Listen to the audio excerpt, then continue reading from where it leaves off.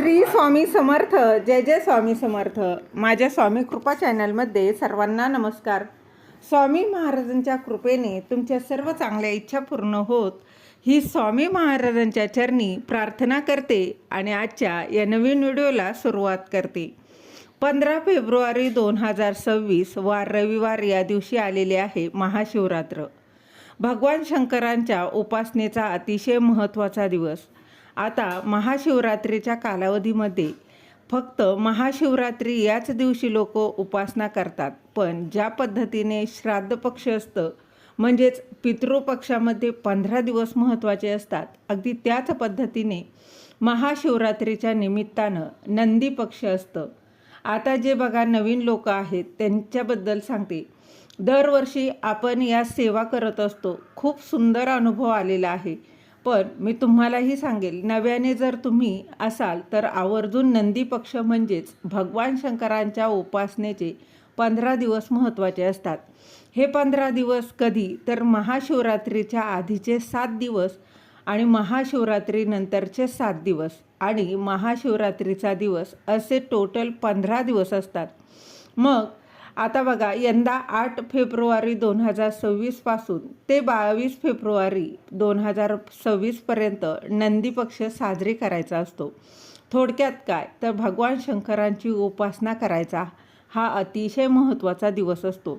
आता काही कारणांनी लोकांना बघा, जर हा व्हिडिओ तुम्ही थोडा उशिरा पाहिला, म्हणजेच 10 तारखेला पाहिला किंवा बघा 12 तारखेला तुम्ही जर हा व्हिडिओ पाहिला, त्याच्यानंतर जेवढे दिवस तुम्हाला सेवा करता येईल ना तेवढे दिवस तुम्हाला करायचे आहे. बघा, पितृपक्षामध्ये काय होतं की कधी कधी मासिक धर्म येतो आपल्याला, मग त्याच्यामुळे ते दिवस आपले स्किप करतो. पण जेवढे दिवस मिळेल तेवढे दिवस आपण सेवा करण्याचा प्रयत्न करतच असतो. तर हे सुद्धा कसं आहे की बघा, 15 दिवसाच्या कालावधीमध्ये लग्न सराई आलेले आहे. दुःख बघा, तर त्याचबरोबर तुम्ही बघा दुःख सुख चालूच असतात. मग ते सोडून जेवढे काही दिवस उरलेले आहेत तर तेवढे दिवस तुम्हाला सेवा करायची आहे. खूप सुंदर अनुभव आलेला आहे. बघा, आता सेवा काय करायची तर 15 दिवसांच्या या कालावधीमध्ये आपल्याला शिव पंचाक्षरी स्तोत्रमचं पठण करायचं असतं. आता शिव पंचाक्षरी स्तोत्रम सगळ्यांना माहिती आहे, खूप सुंदर आहे. रोज ते तुम्हाला ऐकायचं आहे किंवा पठण केलं तर अतिशय उत्तम. संकल्पयुक्त सुद्धा ही सेवा तुम्ही करू शकता. खरं तर देवानं बघा, जन्म द्यायचं काम करत असतो, ब्रह्मदेवाचं काम आहे.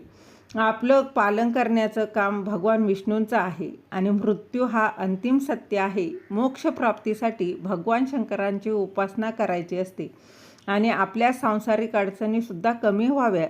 आपले जे काही शारीरिक, आर्थिक, मानसिक जे काही कष्ट आहे तर ते कमी व्हावं. तर बघा, एक तर भगवान शंकर हे सांब सदाशिव आहेत. भक्तांच्या एका हाकेला सुद्धा ते धावून येतात.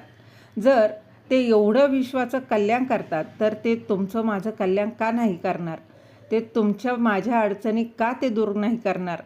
तर जसं जमेल तशी त्यांना आता बघा, संकल्पयुक्त सेवा करायची इच्छा आहे ना, तर चला तुम्ही संकल्पयुक्तही करू शकता. आता मासिक धर्म आज आला आहे. आता काही मला 15 दिवसामध्ये कुठे जायचं असेल, मासिक धर्म नाही, काही अडचणी आल्या असतील तर तेवढे बघा, तर अशा वेळेला लोकांनी काय करायचं तर यथाकालीन शब्दाने वापरायचा. आणि यथाकालीन म्हणजे काय की रोज एकच काळ, आज मी ठरवलेलं आहे की आज मला उठून एवढ्या सेवा करायच्या. त्या दिवशी काहीतरी अडचण येतेच आणि बऱ्याचशा लोकांच्या बघा बाबतीत असं घडतही असतं. माझ्यावरूनच मी सांगते. आज मी ठरवलं की आज पारायण करायचं आहे. ज्या दिवशी सेवा ठरवून केली जाते ना त्या दिवशी ती सेवा होतच नाही, म्हणून या यथाकालीन शब्द वापरायचा नाही. आता हे शिवपंचाक्षरी स्तोत्र काय आहे तर बघा, तुम्ही यूट्यूबला लावून तुम्ही श्रवण करू शकता किंवा बघा तुम्ही गुगललाही सर्च केलं तरी देखील मिळून जाईल. तर हे तुम्हाला म्हणायचं आहे किंवा ऐकायचं आहे. शिवपंचाक्षरी स्तोत्रम अतिशय प्रभावी अशी अतिशय दिव्य अनुभव देणारा हे स्तोत्र आहे. ते पठण करायचं आहे. किती पठण करायचं? भगवान शंकरांच्या उपासनेचा सगळ्यात महत्त्वाचा काळ हा प्रदोष काळ असतो. प्रदोष काळानंतर म्हणजेच काय तर सूर्यास्ताच्या 1.5 तास आधी आणि सूर्यास्तानंतरचे 1.5 तास नंतर तुम्हाला सकाळी तुम्ही पठण केलं तरी उत्तम, पण काही कारणाने तुम्हाला संध्याकाळी पठण केलं तरी चालेल. कुणाला दुपारी वेळ मिळतो त्यांनी तेव्हा केलं तरीही चालेल. यथाकालीन शब्द वापरला ना तर काय होतं की एकाच वेळेस आपल्याला तो करायचा असतो. नाही शक्य होत तर तुम्ही अशा वेळेस तुम्हाला जसं करणं शक्य आहे तर बघा यथाकालीन असं नाही म्हणायचं. मनातली तुमच्या ज्या काही इच्छा बोलायच्या की माझ्याकडून जेवढ्या सेवा होतील तेवढ्या मी भगवान शंकरांची मी उपासना करेल, ही मी सेवा करेल. रोज तुम्ही 11 वेळा वाचलं तर खूप चांगलं अनुभव तुम्हाला नक्कीच येईल. जेवढी जास्त सेवा कराल तेवढा जास्त चांगला अनुभव येतो. 21 वेळा करा, 11 वेळा करा, काहीच हरकत नाही. जेवढं शक्य आहे तेवढ्या वेळा करा. एकदा तरी करा, पण आवर्जून करा. एवढीशी सेवा असते आणि आपण 11 वेळा केलं ना तर ते कुठेतरी एवढं होतं की आपल्या अडचणी जर एवढ्या आहेत, आपल्याला बघा ढिगभर सेवा करावी लागते. हे लक्षात ठेवा. आपल्या अडचणी एवढ्या असतात आणि आपल्याला एवढीशी सेवा करायची असते तर ते चालणार नाही. अडचणीपेक्षा 10 पट आपल्याला सेवा करायची असते. कारण अडचणींच्या आधी जो आपला भूतकाळ आहे, जो आपले भोग आहे, ते भोगल्याशिवाय अडचणींच्या सेवेपर्यंत आपण जात नाही. आणि म्हणून सेवा वाढवायची असते. 11 वेळा करा, 5 वेळा करा, 7 वेळा करा. बघा विषम संख्येमध्ये तुम्हाला जेवढ्या जमतील तेवढ्या सेवा करा. बघा जेवढी शक्य आहे अत्यंत प्रभावी भगवान शंकरांची ही सेवा आहे ती नक्की करा.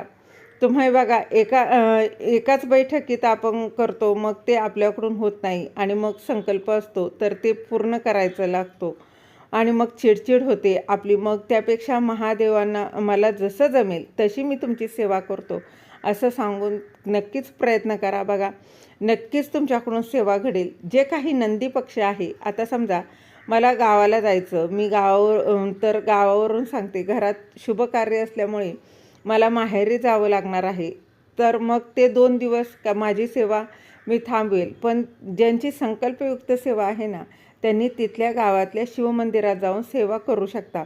आता परमेश्वर कृपेने बघा मी कुठला संकल्प करत नाही. जेवढी होईल तेवढी सेवा केली तरी करण्याचा प्रयत्न करते. पण 2-3 दिवस माझी सेवा ती बघा स्किप होईल.